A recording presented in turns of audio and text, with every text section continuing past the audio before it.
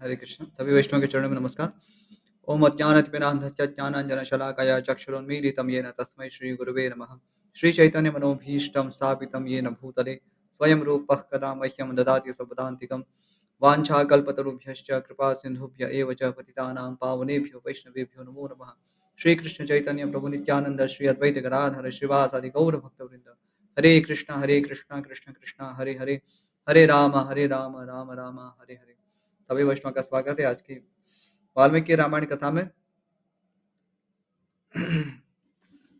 हम पढ़ रहे थे किस प्रकार से महर्षि विश्वामित्र मुनि अत्यंत प्रसन्न होकर भगवान श्री राम और लक्ष्मण उन दोनों पर वात्सल्य प्रेम प्रकट करते हैं।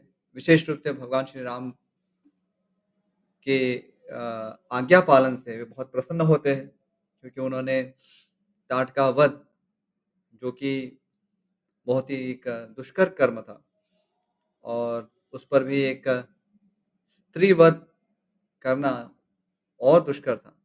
विशेष रूप से भगवान श्री राम के लिए ऐसा करना दुष्कर था। लेकिन फिर भी महर्षि विश्वामित्र जी की आज्ञा को शिरोधार्य करके उन्होंने उनको प्रसन्न करने के लिए ये कार्य भी किया। इसलिए महर्षि विश्वामित्र बहुत प्रसन्न होते और उन्हें बहुत सारे दिव्य अस्त्र प्रदान करते हैं। तो हमने यहाँ तक श्रवण किया, अब इसके आगे सुनेंगे। अष्टाविंशः सर्गः। विश्वामित्र का श्री राम को अस्त्रों की संहार विधि बताना तथा उन्हें अन्य अन्य अस्त्रों का उपदेश करना। श्री राम का एक आश्रम एवं यज्ञ स्थान के विषय में मुनि से प्रश्न। उन अस्त्रों को ग्रहण करके परम पवित्र श्री राम का मुख प्रसन्नता से खिल उठा था। वे चलते चलते ही विश्वामित्र से बोले, भगवान, आपके कृपा से इन अस्त्रों को ग्रहण करके मैं देवताओं के लिए भी दुर्जय हो गया हूँ। मुनि श्रेष्ठ, अब मैं अस्त्रों की संहार विधि जानना चाहता हूँ। तो यहाँ पर प्रहार विधि तो बता दें, कैसे इन अस्त्रों को धारण किया जाता है, कैसे उनका प्रयोग किया जाता है, प्रयोग विधि, और संहार विधि, कैसे उसको छोड़ना है। लेकिन जो संहार विधि, यहाँ संहार विधि से तात्पर्य है कि कैसे उनको वापस बुलाना है। आपने छोड़ तो दिया, लेकिन छोड़ने के बाद उसको वापस भी बुलाना है। तो इसकी भी एक विधि होती है, क्योंकि ये सब दिव्यास्त्र है। तो इसलिए भगवान श्री राम यहाँ पर प्रश्न उपस्थित करते हैं कि मुझे इस संहार विधि के विषय में बताइए। ककुस कुल तिलक श्री राम के ऐसा कहने पर महातपस्वी, धैर्यवान, उत्तम व्रतधारी और पवित्र विश्वामित्र मुनि ने उन्हें अस्त्रों की संहार विधि का उपदेश दिया। संहार विधि का उत्कृष्ट उदाहरण हम देख सकते हैं, जब अश्वत्थामा और अर्जुन दोनों ही परस्पर ब्रह्मास्त्र का प्रयोग करते हैं। उस समय व्यास देव बीच में आते हैं और दोनों से आग्रह करते हैं, अर्जुन और अश्वत्थामा दोनों से आग्रह करते हैं कि अपने अपने ब्रह्मास्त्र लौटा लीजिए, यानी उसका उपसंहार कर लीजिए। तो उपसंहार करना या संहार करना, लौटाना, वो उसमें भी योग्यता चाहिए, उसकी एक विधि होती है। तो अर्जुन ने तो अपना ब्रह्मास्त्र लौटा लिया था, लेकिन अश्वत्थामा ऐसा नहीं कर पाए।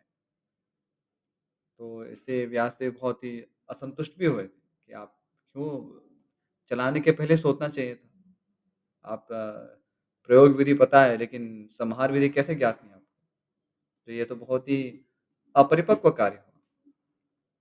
इसलिए संहार विधि इसलिए यहाँ पर एक इम्पोर्टेंट एस्पेक्ट है इसको समझने के लिए।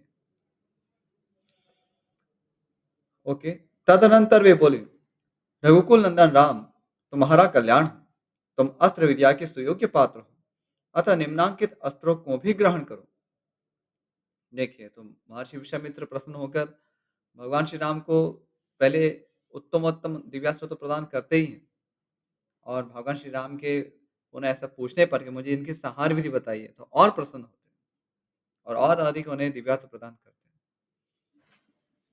सुनिए, उन अस्त्रों के नाम इस प्रकार हैं।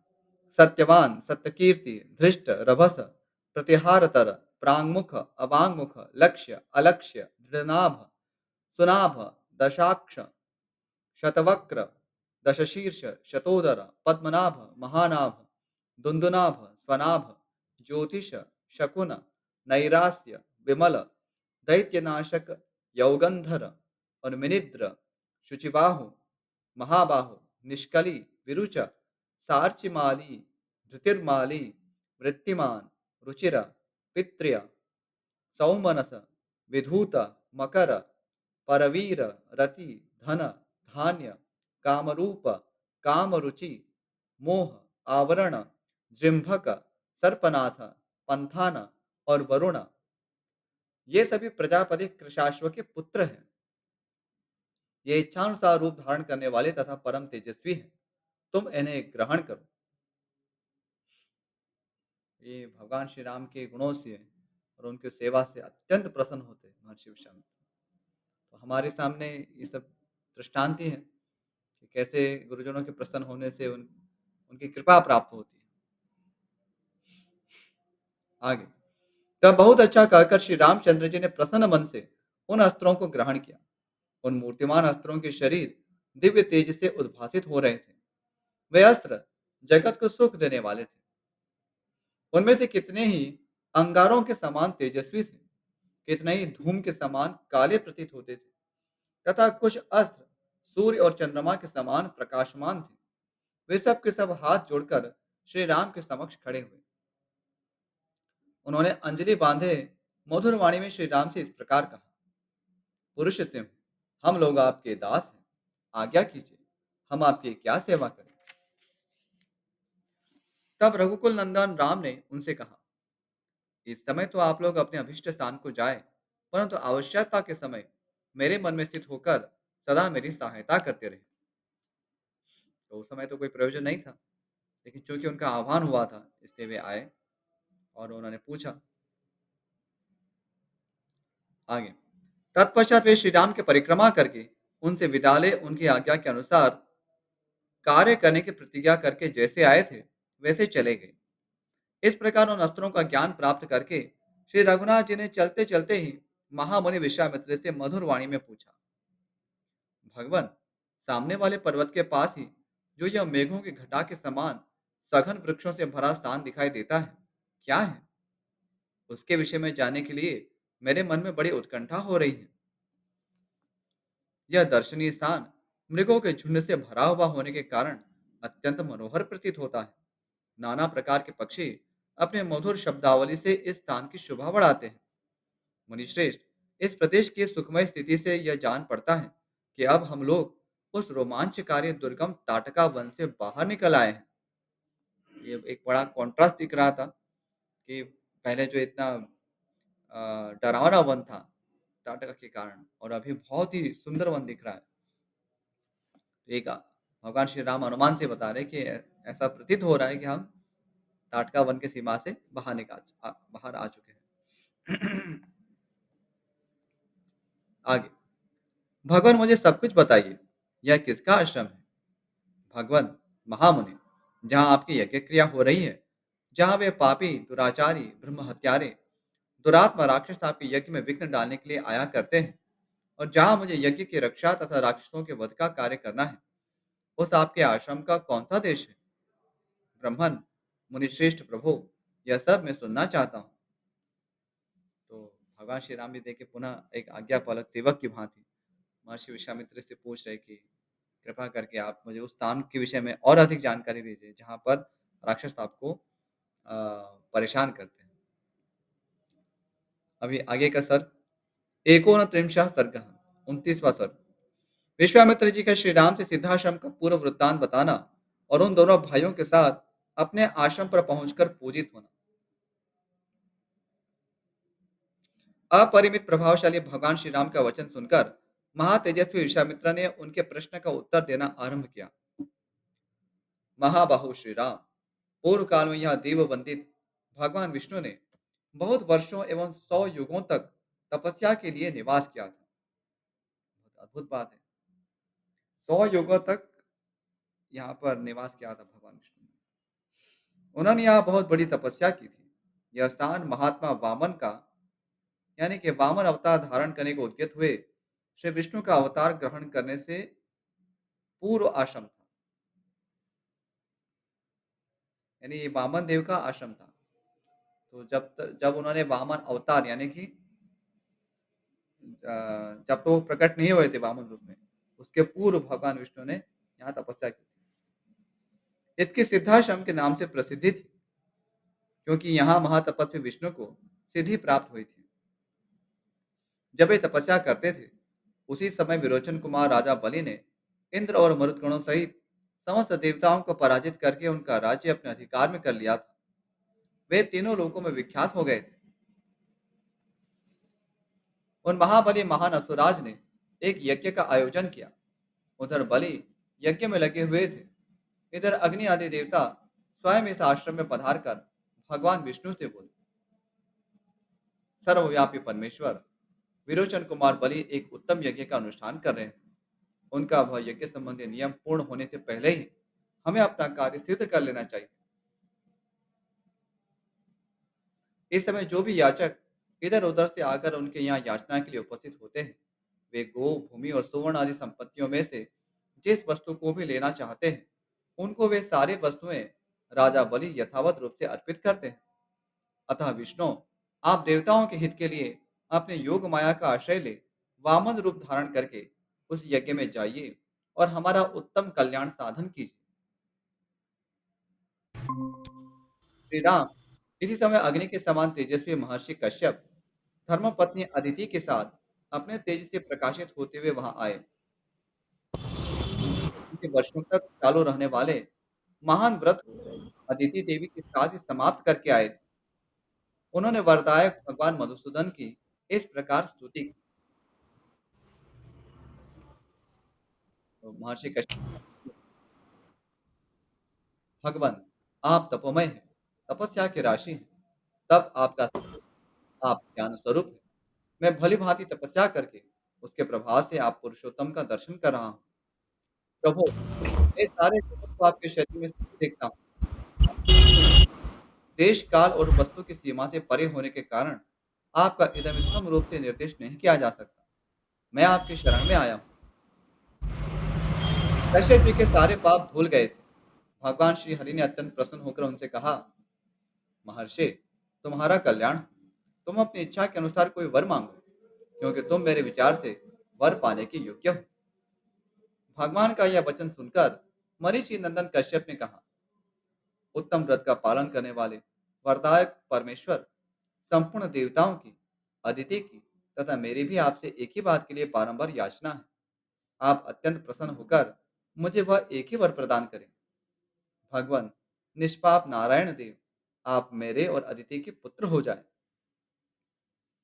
असुर सूदन, आप इंद्र के छोटे भाई हों और शोक से पीड़ित हुए इन देवताओं की सहायता करें। देवेश्वर, भगवान, आपकी कृपा से यह स्थान सिद्धाश्रम के नाम से विख्यात होगा। अब आपका तपरूप कार्य सिद्ध हो गया है, अतः यहाँ से उठिए।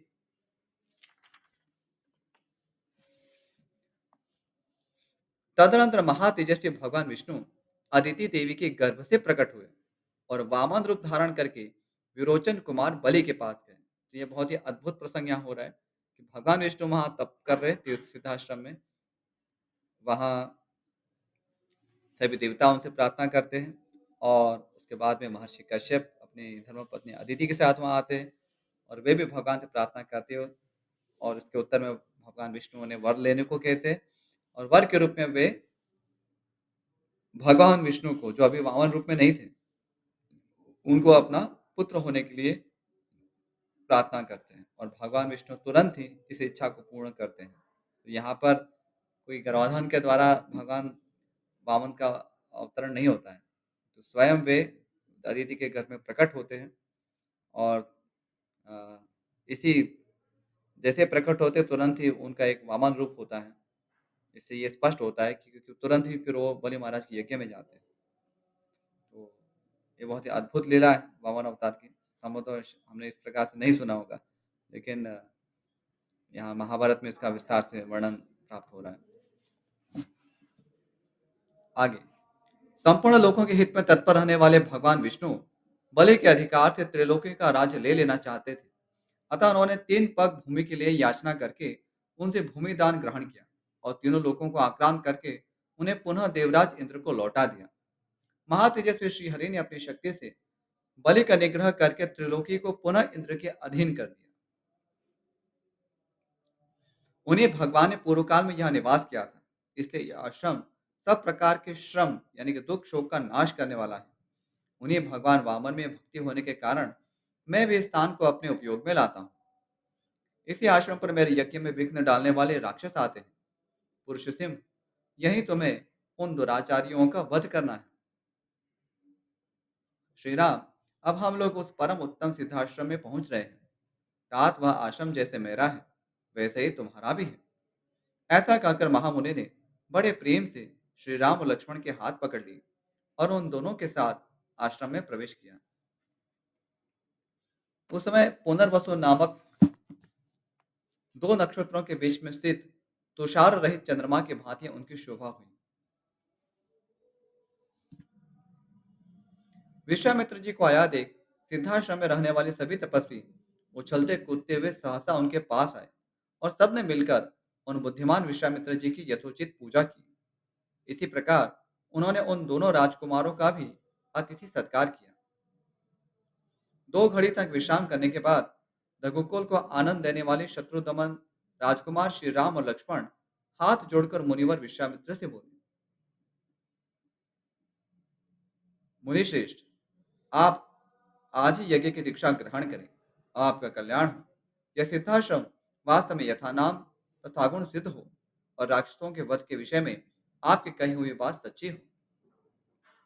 उनके ऐसा करने पर महातेजस्वी महर्षि विश्वामित्र जितेंद्रिय भाव से नियम पूर्वक यज्ञ की दीक्षा में प्रविष्ट हुए। वे दोनों राजकुमार भी सावधानी के साथ रात व्यतीत करके सवेरे उठे और स्नान आदि से शुद्ध हो प्रातः काल के संध्योपासना तथा नियम पूर्वक सर्वश्रेष्ठ गायत्री मंत्र का जप करने लगे। जब पूरा होने पर उन्होंने अग्निहोत्र करके बैठे हुए विश्वामित्र जी के चरणों में वंदना की। अस्तु, अभी आगे का सर पढ़ेंगे, छोटा ही सर है ये भी। श्री राम द्वारा विश्वामित्र के यज्ञ की रक्षा तथा राक्षसों का संहार। तदनंतर देश और काल को जानने वाले शत्रुदमन राजकुमार श्री राम और लक्ष्मण, जो देश और काल के अनुसार बोलने योग्य वचन के मर्मज्ञ थे, कौशिक मुनि से इस प्रकार बोले। यहाँ कौशिक मुनि अर्थात विश्वामित्र जी, उन्हीं का नाम कौशिक है। भगवान, अब हम दोनों यह सुनना चाहते हैं कि किस समय उन दोनों निशाचरों का आक्रमण होता है, जबकि हमें उन दोनों को यज्ञ भूमि में आने से रोकना है। कहीं ऐसा ना हो असावधानी में ही वह समय हाथ से निकल जाए, अतः उसे बता दें। तो अपना जो भी टास्क है वो पूछ रहे हैं उसके विषय में कि वो कब आक्रमण करते हैं, जिससे कि हम पहले इसमें सतर्क हो जाए। ऐसी बात कहकर युद्ध की इच्छा से उतावले हुए उन दोनों ककुस्थ वंशी राजकुमार की ओर देखकर वे सब मुनि बड़े प्रसन्न हुए और उन दोनों बंधुओं की भूरी भूरी प्रशंसा करने लगे। वे बोले, ये मुनिवर विश्वामित्र जी यज्ञ की दीक्षा ले चुके हैं, अतः अब मौन रहेंगे। आप दोनों रघुवंशी वीर सावधान होकर 8 से 6 रातों तक इनके यज्ञ की रक्षा करते रहे। मुनियों का यह वचन सुनकर वे दोनों यशस्वी राजकुमार लगातार 6 दिन और 6 रात तक उस तपोवन की रक्षा करते रहे। इस बीच में उन्होंने नींद भी नहीं ली। ये तो बहुत अद्भुत सी बात है। तो भगवान श्री राम और लक्ष्मण दोनों ही जागते रहे, क्योंकि निशाचर तो कभी भी आक्रमण कर सकते, विशेष रूप से रात्रि में। उस समय सो गए तो कार्य नष्ट हो जाएगा। क्योंकि ऐसा नहीं कि यज्ञ जब हो रहा है तभी उसमें कुछ अपवित्र वस्तुओं फेंकने से दूषित होता है। जब यज्ञ नहीं भी चल रहा है, उस समय भी यदि अपवित्र वस्तु आके यदि फेंक देता है कोई, तो सब नष्ट ही हुए, नष्ट हो जाता है। शत्रुओं का दमन करने वाले वे परम धनुधर वीर सतत सावधान रहकर मुनिवर विश्वामित्र के पास खड़े हो उनकी और उनके यज्ञ की रक्षा में लगे रहे। इस प्रकार कुछ काल बीत जाने पर जब छठा दिन आया, तब श्री राम ने सुमित्रा कुमार लक्ष्मण से कहा, सुमित्रा नंदन, तुम अपने चित्त को एकाग्र करके सावधान हो जाओ। युद्ध की इच्छा से शीघ्रता करते हुए श्री राम इस प्रकार कह ही रहे थे कि उपाध्याय, पुरोहित तथा अन्य ऋतुविजों से घिरी हुई यज्ञ की वेदी सहसा प्रज्वलित हो उठी। वेदी का यह जलना राक्षसों के आगमन का सूचक उत्पात था, क्योंकि अचानक जो जलती है यज्ञ की वेदी, वो कोई अनिष्ट का संकेत देती है। तो यहाँ पर राक्षसों के आगमन की इससे सूचना प्राप्त होती है। इसके बाद कुश, चमस, सुरुक, समिधा और फूलों के ढेर से सुशोभित होने वाली विश्वामित्र तथा ऋत्विज सहित जो यज्ञ की वेदी थी, उस पर आह्वनीय अग्नि प्रज्वलित हुई। अग्नि का यह प्रज्वलन यज्ञ के उद्देश्य से हुआ था। फिर तो शास्त्रीय विधि के अनुसार वेद मंत्रों के उच्चारण पूर्वक उस यज्ञ का कार्य आरंभ हुआ। इसी समय आकाश में बड़े जोर का शब्द हुआ, जो बड़ा ही भयानक था। जैसे वर्षा काल में मेघों की घटा सारे आकाश को घेर कर छाई हुई दिखाई देती है, उसी प्रकार मारीच और सुबाहु नामक राक्षस सब और अपनी माया फैलाते हुए यज्ञ मंडप की ओर दौड़े आ रहे थे। उनके अनुचर भी साथ थे। उन भयंकर राक्षसों ने वहां आकर रक्त की धाराएं बरसाना आरंभ कर दिया। तो पहला उनका आक्रमण क्या था? खून बहाना। कहीं से वो मांस इत्यादि लेके आए होंगे, तो रक्त की धारा उस पर डाल रहे थे। रक्त के उस प्रवाह से यज्ञ वेदी के आसपास की भूमि को भीगी हुई देख श्री रामचंद्र जी सहसा दौड़े और इधर उधर दृष्टि डालने पर उन्होंने उन राक्षसों को आकाश में स्थित देखा। मारीच और सुबाहु को सहसा आते देख कमल नयन श्री राम ने लक्ष्मण की ओर देखकर कहा, लक्ष्मण, वह देखो, मांस भक्षण करने वाले दुराचारी राक्षस आ पहुंचे। मैं मानवास्त्र से इन सबको उसी प्रकार मार भगाऊंगा जैसे वायु के वेग से बादल छिन्न भिन्न हो जाते हैं। मेरे इस कथन में तनिक भी संदेह नहीं है। ऐसे कायरों को मैं मारना नहीं चाहता। तो भगवान श्री राम वहां पर अपना अ, पराक्रम प्रकट करे, लेकिन उन्हें लगता है कि ये मेरे शौर्य के अनुरूप भी नहीं है। तो इनको मैं मानव अस्त्र से यहाँ से भगा दूंगा। तो भगवान, उनका पराक्रम ही ऐसा अद्भुत था, क्योंकि वो उनको बलहीन समझते थे। ऐसा कहकर वेगशाली श्री राम ने अपने धनुष पर परम उदार मानवास्त्र का संधान किया। वह अस्त्र अत्यंत तेजस्वी था। श्री राम ने बड़े रोष में भरकर मारीच की छाती में उस बाण का प्रहार किया।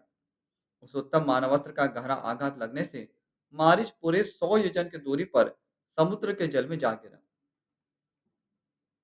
शीतेश नामक मानवास्त्र से पीड़ित हो मारीच अचेतसा होकर चक्कर काटता हुआ दूर चला जा रहा है। यह देख श्री राम ने लक्ष्मण से कहा, लक्ष्मण, देखो, मनु के द्वारा प्रयुक्त शीतेशु नामक मानवास्त्र इस राक्षस को मूर्छित करके दूर ले जा रहा है, किंतु उसके प्राण नहीं ले रहा है। अब यज्ञ में विघ्न डालने वाले इन दूसरे निर्दयी, दुराचारी, पाप कर्मी एवं रक्त भोजी राक्षसों को भी मार गिराता हूँ। लक्ष्मण से ऐसा कहकर रघुनंदन श्री राम ने अपने हाथ की फुर्ती दिखाते हुए से शीघ्र ही महान आग्नेयास्त्र का संधान करके उसे सुबाहों की छाती पर चलाया। उसकी चोट लगते ही वह मरकर पृथ्वी पर गिर पड़ा। फिर महायशस्वी परम उदार रघुवीर ने वायव्यास्त्र लेकर शेष निशाचरों का भी संहार कर डाला और मुनियों को परम आनंद प्रदान किया। तो ये बहुत अद्भुत सी बात हुई कि मारीच का संहार नहीं किया और अन्य सारे जो राक्षस थे उन सबका संहार हुआ। इस प्रकार रघुकुल नंदन श्री राम यज्ञ में विघ्न डालने वाले समस्त राक्षसों का वध करके वहां ऋषियों द्वारा उसी प्रकार सम्मानित हुए जैसे पूर्व काल में देवराज इंद्र असुरों पर विजय पाकर महर्षियों द्वारा पूजित हुए थे। यज्ञ समाप्त होने पर महामुनि विश्वामित्र ने संपूर्ण दिशाओं को विघ्न बाधाओं से रहित देख श्री रामचंद्र जी से कहा, महाबाहु, मैं तुम्हें पाकर कृतार्थ हो गया। तुमने गुरु की आज्ञा का पूर्ण रूप से पालन किया। महायशस्वी वीर, तुमने इस सिद्धाश्रम का नाम सार्थक कर दिया। इस प्रकार श्री रामचंद्र जी की प्रशंसा करके मुनि ने उन दोनों भाइयों के साथ संध्योपासना की। तो अत्यंत प्रसन्न हुए महर्षि विश्वामित्र, दोनों ही भाई श्री राम और लक्ष्मण जी से, क्योंकि उन्होंने बड़ी निष्ठा से महर्षि विश्वामित्र और अन्य जो महर्षि थे उन सबकी आज्ञा का पालन किया और इसके लिए वे पूजित भी हुए। पूजित हुए अर्थात उनको शब्दों से सत्कार प्राप्त हुआ। अस्तु, तो यहीं विराम करेंगे, समय भी हो चुका है। यदि इस विषय में कोई प्रश्न, जिज्ञासा, कोई संशय हो तो पूछ सकते हैं, और यदि नहीं तो फिर यहीं विराम करते हैं।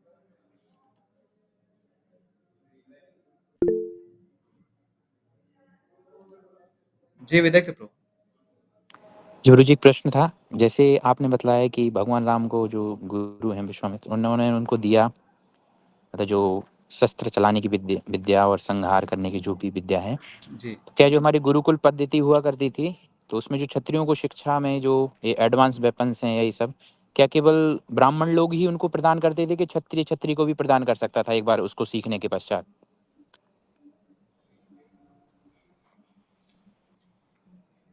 ऐसा तो नहीं है कि क्षत्रिय क्षत्रिय को प्रदान नहीं कर सकते हैं, लेकिन वो जो प्रदान करना है वो कोई दान नहीं कहा जाएगा। वो एक जैसे अ, किसी पे जैसे अनुग्रह किया, देवताओं से तो अनुग्रह प्राप्त किया जाता ही है। तो जैसे अर्जुन भी गए थे, देवताओं से अस्त्र-शस्त्र प्राप्त करने के लिए, तो देवता ने तो उन्हें प्रदान किया था, है ना? तो अभी देवता जो है वो अ, क्षत्रियों का कार्य कर रहे हैं। तो क्षत्रियों से इस प्रकार से अस्त्र-शस्त्र प्राप्त करना ये तो देखा जाता है। इसमें इसमें कोई विरोध नहीं है। क्षत्रियों से भी अस्त्र-शस्त्र प्राप्त किया जाता है। लेकिन उसको फिर एक अनुग्रह के रूप में देखा जाता है। अनुग्रह से उसको क्या कहेंगे टेक्निकली उसको दान नहीं कहते। हुँ, हुँ। एक अनुग्रह के रूप में देवताओं से अनुग्रह प्राप्त हुआ, जैसे शिव जी से प्राप्त हुआ। शिव जी जी, से पाशुपत पाशुपतास्त्र अर्जुन अस्त्र को है। प्राप्त हुआ। जी, तो उसी प्रकार से उसे देखना चाहिए। अ, ऐसा क्यों? क्योंकि क्षत्रिय जो है उनके लिए दान वर्जित है। वे कभी भी दान ग्रहण नहीं कर सकते। वे या तो गिफ्ट स्वीकार कर सकते, उपहार प्राप्त कर सकते अथवा किसी का अनुग्रह, देवता का अनुग्रह है अथवा अ, गुरुजनों का अनुग्रह है, ब्राह्मणों का अनुग्रह है, ऐसा वो ग्रहण कर सकते हैं। लेकिन दान कदापि वो ग्रहण नहीं कर सकते। यहाँ तक कि आपात स्थिति में भी वे कभी भी दान ग्रहण नहीं कर सकते। किसी का किसी बड़े का या अपने मित्र का अनुग्रह या भेंट, उपहार ये सब ग्रहण कर सकते हैं। पर यहाँ तो हम देखते हैं, देवताओं के द्वारा अर्जुन को दिव्यास्त्र प्राप्त हुए थे और देवता सब क्षत्रियों का कार्य ही करते हैं। इसलिए क्षत्रियों जी। से भी क्षत्रियों को ऐसे दिव्यास्त्र प्राप्त होते हैं। ठीक है? जी, जी प्रभु जी। प्रभु जी एक प्रश्न और था, जो मारीची को नहीं मारा था इसका कहीं बाद में आता है कि वर्णन क्यों नहीं मारा उसको, बाकी सबको मार दिया? अ, जब मैं पढ़ रहा था तभी मुझे भी ये जी, प्रश्न हुआ कि मारीच कैसे ऐसे बच गया? तो भगवान श्री राम तो पहले ऐसा ही सोचते हैं कि इनको मैं मारना नहीं चाहता और फिर बाद में ऐसा लगता है कि अपना निर्णय बदल देते हैं, स्थिति को देखते हुए। ऐसा ही उस समझ में आता है। हो सकता है बाद में लीला में उपयोग होना हो मारीची का इसलिए ना मारा। हाँ, वो तो अभी अंदर का कारण तो भगवान ही जाने क्यों ऐसा है। जी, अब बारिश नहीं होता तो और कोई हो होता है, ऐसा तो है नहीं कि खाली बारिश से होना था। जी, तो वो भी है। लेकिन थोड़ा मुझे लगता है एक स्वाभाविक भी है कि भगवान पहले मारना नहीं चाहते थे, लेकिन जैसे उन्होंने देखा कि कुछ यदि ऋषि-मुनियों पर यदि ये संकट आ रहा है, तब वो फिर इसका विचार नहीं करेंगे कि उनको मारना है या भगाना है। उस समय तो फिर हुँ, अ, बस कैसे करके उनको यहाँ से नष्ट ही करना है। क्योंकि आज अभी नष्ट नहीं करेंगे तो फिर दोबारा आएँगे। तो उस हुँ, प्रकार हुँ, से वो परेशानी तो बनी रहेगी। ऐसे दोनों विचार हो सकते हैं, लेकिन दोनों विचारों के द्वंद में भगवान ने फिर फाइनली यही कन्क्लूज़न स्वीकार किया कि इनको मारना ही होगा। अब हुँ। उसमें मारीच बच गया, वो उसका एक प्रभु जी ये कारण तो नहीं हो सकता ताटका जैसे उसकी माँ थी तो ऐसा उसको मारा भगवान ने इसलिए उसको छोड़ दिया ऐसा? ताड़का उसके माता थी तो वो तो जो भी माँ थी या जो भी थी लेकिन यदि वो पापी है, असुर है, यज्ञ में जी, विघ्न जी। डालता है, फिर जो कोई भी हो, तो जी, उसको जी। मारना कर्तव्य बनता है। ऐसा तो नहीं कहा था ऋषियों ने कि अब थोड़ा कुछ जो कम उत्पात करते हैं उनको छोड़ देना या जी। कुछ मारीच जैसे दिखे तो उनको छोड़ देना, ऐसा कुछ नहीं। हुँ, तो that was his own discrimination अपना खुद का ही विवेक था कि क्या करना है, क्या नहीं। ठीक है। जी। और एक प्रश्न उत्पन्न हरे हुआ कृष्ण है। प्रभु जी। जी, कमलेश जी, आपका कोई अब प्रश्न? प्रभु जी ऐसा तो नहीं था मारिच से तो शायद वो हिरण बन के आता है प्रभु जी। हाँ, मारीच बाद में हिरण्य बन के आते हैं। जी। तो शायद राम भगवान प्रभु को ये पता होगा कि इससे आगे भी लीला करवानी है। मतलब वो तो क्या है कि हम अपनी ओर से तो ऐसा अनुमान कर सकते हैं कि भगवान ने ऐसा सोचा होगा। लेकिन वही मैंने कहा कि चलो आज मारिच नहीं होता तो और कोई भी हो सकता है। ऐसा ज़रूरी थोड़ी है कि ये लीला मारिच से ही करवानी है। मारिच कोई ऐसा कोई नित्य पार्षद के रूप में तो उसकी कोई प्रसिद्धि नहीं थी। ऐसा नहीं है कि वो रावण रावण तो एक नित्य पार्षद है, वो तो जय है। वैकुंठ के जय विजय में से जय है। लेकिन मारीच को ऐसे नित्य पार्षदों में उनका उनकी गणना नहीं होती। पर एनीवे जो भी है अ, जो भी हुआ अच्छा ही हुआ। ठीक है। अस्तु तो यहीं विराम करते हैं। वाञ्छाकल्पतरुभ्यश्च कृपा सिन्धुभ्येव च पतितानां पावनेभ्यो वैष्णवेभ्यो नमो नमः। श्रीमद् वाल्मीकि रामायण की जय, श्रीमद् वाल्मीकि मुनि की जय, श्रील प्रभुपाद की जय। हरे कृष्ण। बहुत बहुत आभार सभी भक्तों का वाल्मीकि रामायण कथा में बने रहने के लिए। हरे कृष्ण।